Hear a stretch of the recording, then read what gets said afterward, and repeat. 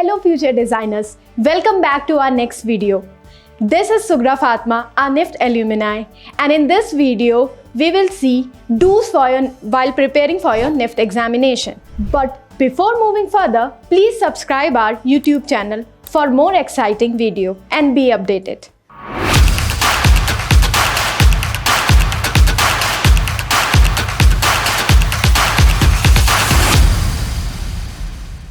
First do's, daily practice. While preparing for your NIFT examination, always make this very clear that you have to practice on a daily basis.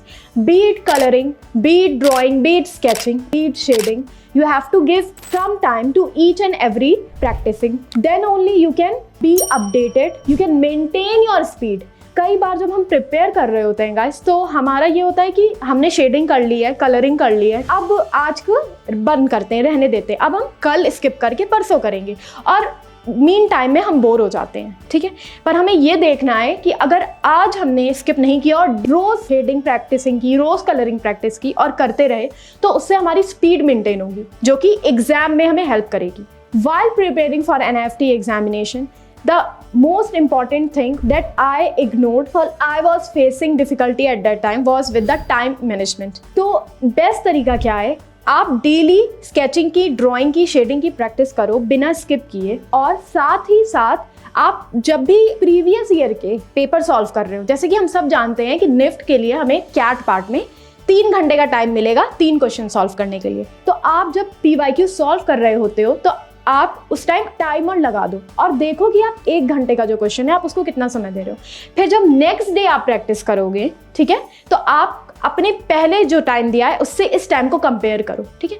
Then you will get to know कि कौन सा ऐसा area है, कौन सा ऐसा part है जहाँ पे आप लैग कर रहे हो। क्या आप आइडिएशन में लैग कर रहे हो, क्या आप कलरिंग में लैग कर रहे हो, ठीक है, क्या आप स्केचिंग में लैग कर रहे हो, ये सारे पार्ट आपको पता चल जाएंगे, ठीक है।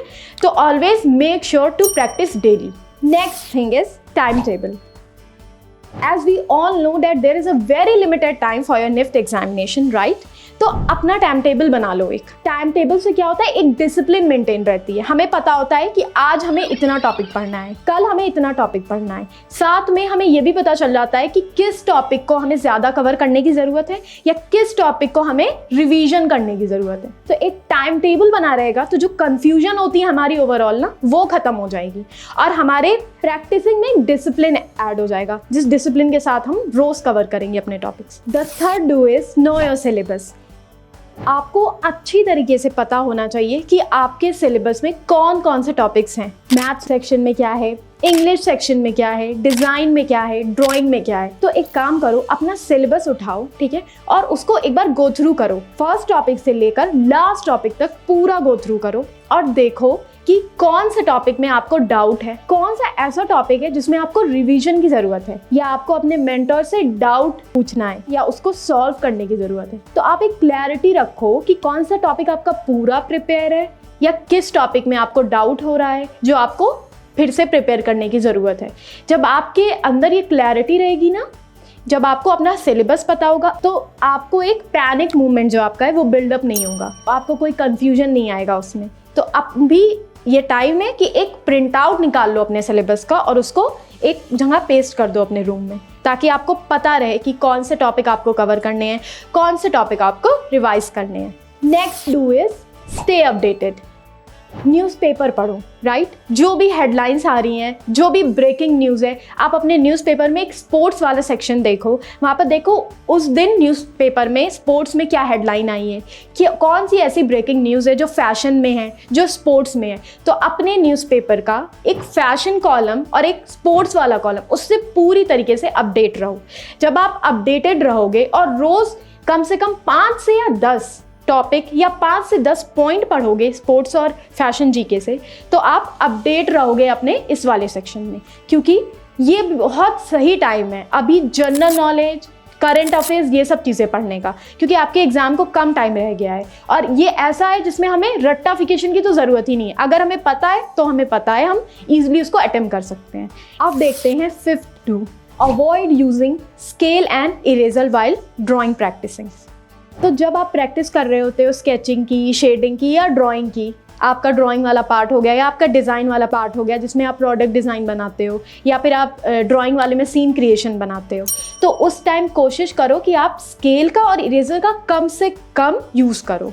क्योंकि अगर आप अभी एक प्रेशर अपने माइंड में बिल्डअप करोगे कि मुझे स्केल और इरेजर का कम से कम यूज़ करना है, तो आपकी स्पीड इंक्रीज़ होगी, क्योंकि एग्जाम टाइम में आप स्केल या इरेजर पे डिपेंड नहीं रहोगे और उसके बिना बनाने की कोशिश करोगे, क्योंकि आपने प्रैक्टिस कर ली होगी इस चीज़ की। एक और बात बोलना चाहूँगी यहाँ पे कि जब भी हम प्रैक्टिस कर रहे होते हैं और अगर हम बहुत ज़्यादा इरेजर का यूज़ कर रहे होते हैं तो ऐसा होता है कभी कभार हमारी शीट फटने लगती है। क्योंकि देखो, एग्जाम में जो आपको शीट मिलेगी ड्राइंग करने के लिए वो ना बहुत ज़्यादा थिक होती है ना बहुत ज़्यादा थिन होती है, ठीक है। तो अगर आप डार्क लाइंस बनाओगे और बार बार इरेज करोगे तो फटने के चांसेस बढ़ जाते हैं, जो कि बिल्कुल भी नहीं होना चाहिए। हमें इस चीज़ को वहाँ पे अवॉइड करना है। तो बेस्ट तरीका क्या है कि आप लाइट स्केचिंग करो और साइड में एक रफ कॉम्पोजिशन बना लो।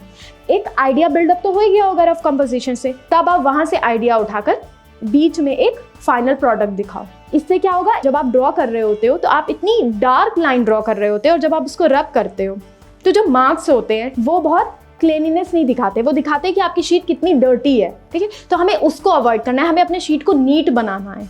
ड्राइंग तो हमें दिखानी है, साथ में हमें इस बात का भी ध्यान रखना होगा कि जो भी हम दिखा रहे हैं वो प्रेजेंटेबल हो। तो स्केल, रूलर और इरेजर को अवॉइड करो। The last do is mediate. आप पे इतना ज़्यादा प्रेशर बिल्डअप हो चुका होगा कि मुझे ये भी कवर करना है, मुझे वो भी कवर करना है, लेकिन एक बात याद रखना, a disturb mind can not produce creativity. तो हमें कोशिश करना है कि हम अपने पूरे दिन में से 5 से 10 मिनट निकालें और मेडिएट करें, जैसे भी आपको सही लगता है। आप स्किपिंग कर सकते हो, ठीक है। आप इस तरीके से अगर मेडिएट करोगे तो आपका माइंड काम रहेगा, तो एग्जाम टाइम भी जो क्रिएटिविटी होती है वो ज़्यादा निकल के आ पाएगी, आपको और ज़्यादा आइडिया स्ट्राइक हो पाएंगे आपके माइंड में। क्योंकि अगर आप पैनिक करोगे लास्ट मोमेंट पे, तो पैनिक में जितनी भी आपने चीज़ें प्रिपेयर करी होंगी, नो मैटर कि आपने 1 महीने पहले या 2 महीने पहले कितना भी प्रिपेयर किया हो, लेकिन जिस दिन एग्ज़ाम है अगर उस दिन आपने बहुत ज़्यादा कन्फ्यूजन पाली या फिर बहुत ज़्यादा डाउट क्रिएट किया अपने आसपास या पैनिक लिया किसी चीज़ का, तो फिर वहाँ पर पेपर में क्रिएटिविटी नहीं निकल के आ पाएगी, आप उस क्वेश्चन को अटेम्प्ट नहीं कर पाओगे। तो इस बात का ध्यान रखो कि पढ़ना ज़रूरी है, लेकिन एक काम माइंड भी बहुत ज़रूरी है एक डिज़ाइनर के लिए, क्योंकि एक डिज़ाइनर को एक स्पेस चाहिए होता है, ठीक है। तो उस स्पेस को बिल्डअप करने के लिए just take out 5 to 10 minutes, okay, from your daily routine and do meditation. So guys, this was all about do's that you have to keep in mind while practicing for your design exams. I hope you liked it. Okay, thank you and see you in the next video.